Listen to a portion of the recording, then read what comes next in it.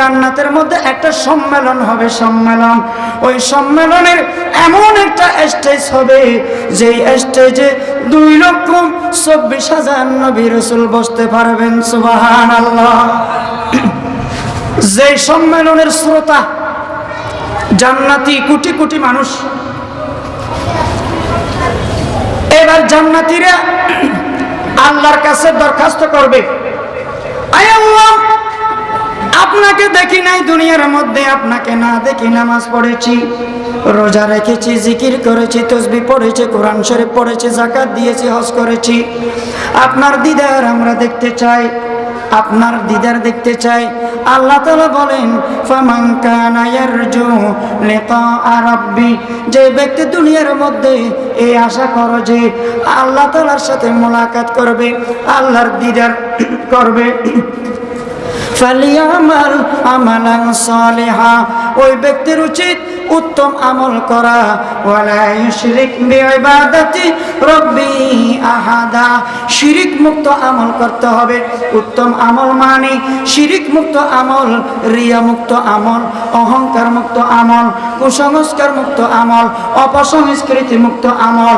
সুন্নাত তরিকায় যদি আপনি আমল করতে পারেন, আল্লাহ তাআলা জান্নাতের মধ্যে যে সর্বশ্রেষ্ঠ নিয়ামত, জান্নাতের সবচেয়ে নিয়ামত, বড় নিয়ামত, সেটি হলো আল্লাহ তাআলার দিদার। সুন্নাত তরিকায় আমল করলে আল্লাহ তাআলার দিদার নসিব হবে। আল্লাহ তাআলা আমলের তৌফিক দান করুন, জোরে বলেন না আমিন। ওই সম্মেলনে সামনে যারা বসবে, এরা স্বর্ণের চেয়ারে বসবে, স্বর্ণের চেয়ার।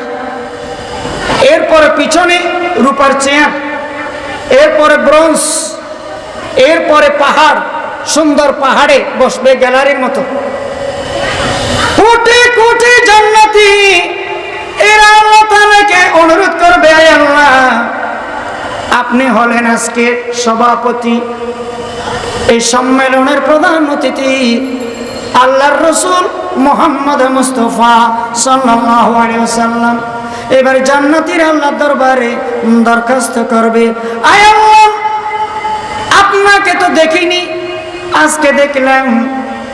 অনেক বছর, হাজার লক্ষ বছর চলে যাবে শুধু আল্লাহকে দেখতে গিয়ে। এরপরে জান্নাতীরা আল্লাহর দরবারে অ্যাপ্লিকেশন করবে, এই আল্লাহ, আপনার কুদরতি কণ্ঠে আমরা একটা কেরাত শুনতে চাই, কোরআন তেলাওয়াত শুনতে চাই। আল্লাহ তাআলার সাথে সাথে জান্নাতীদেরকে আর রহমান সূরা তেলাওয়াত করে শোনাবেন, জোরে বলেন সুবহানাল্লাহ। জান্নাতীরা আল্লাহ রাসূলকে অনুরোধ করবে, ইয়া রাসূলুল্লাহ, ইয়া হাবিবাল্লাহ, এবার আপনি আমাদেরকে একটু কেরাত পড়ে শোনান। আল্লাহর রাসূল কলবুল কোরআন, কোরআন শরীফের কলব, কোরআন শরীফের সর্বশ্রেষ্ঠ সূরা সূরাতুল ইয়াসিন তেলাওয়াত করে জান্নাতীদেরকে শোনাবেন। আল্লাহ তাআলা শোনার তৌফিক দান করুন, জোরে বলেন আমিন। ও মুসলমান, হযরত জিবরাইল আলাইহিস সালাতু ওয়াস সালাম, মতান্তরে হযরত ইসরাফিল আলাইহিস সালাম হামদ পড়ে, গজল পড়ে, সঙ্গীত পড়ে জান্নাতীদেরকে শোনাবেন। এবং আদম আলাইহিস সালাম থেকে কিয়ামত পর্যন্ত যত মানুষ এসেছে, সবচেয়ে সেরা কণ্ঠ, সুন্দর কণ্ঠ আল্লাহ তাআলা দান করেছেন কাকে? হযরত দাউদ আলাইহিস সালাতু ওয়াস সালামকে। জান্নাতীরা বলবেন, আপনার সুন্দর কণ্ঠে, সুরলা কণ্ঠে আমাদেরকে কোরআন তেলাওয়াত করে কেরাত পড়ে শোনান। দাউদ নবী সূরাতুত তাহা 16 নম্বর পারায় আছে, তাহা সূরা তেলাওয়াত করে কেরাত পরিবেশন করে জান্নাতীদেরকে শোনাবেন। আল্লাহ তাআলা আপনাকে আমাকে সেই জান্নাতবাসী হওয়ার তৌফিক দান করুন, যারা বলেন আমিন। একেবারে নিম্ন শ্রেণীর জান্নাত যারা পাবে, নিম্ন শ্রেণীর থার্ড ক্লাস,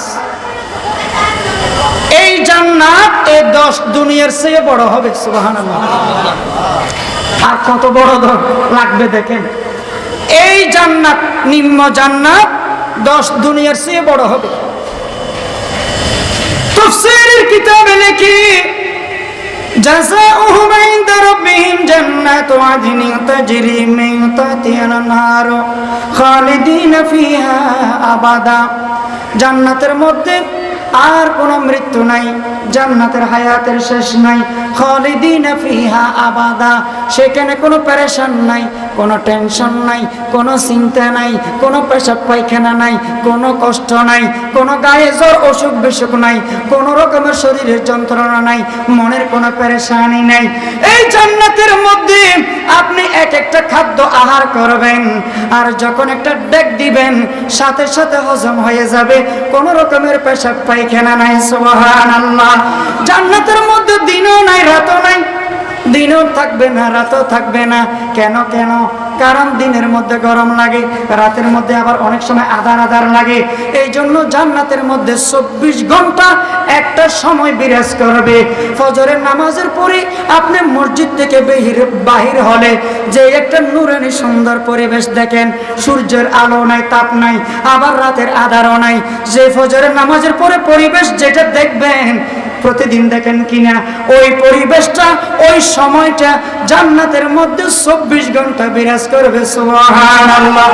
ও মুসলমান, জান্নাতের মধ্যে আপনাকে আল্লাহ তাআলা যে বিল্ডিং দান করবেন, ওই বিল্ডিং এর এক একটা ইট হবে স্বর্ণের, আর 2 ইটের মাঝখানে আল্লাহ তাআলা রুবি সিমেন্ট ডায়মন্ড সিমেন্ট দিয়ে জোড়া দিবে না, 2 ইটের মাঝখানে আল্লাহ তাআলা জোড়া দিবেন মেশকাম্বর দিয়ে। জোরে বলেন সুবহানাল্লাহ।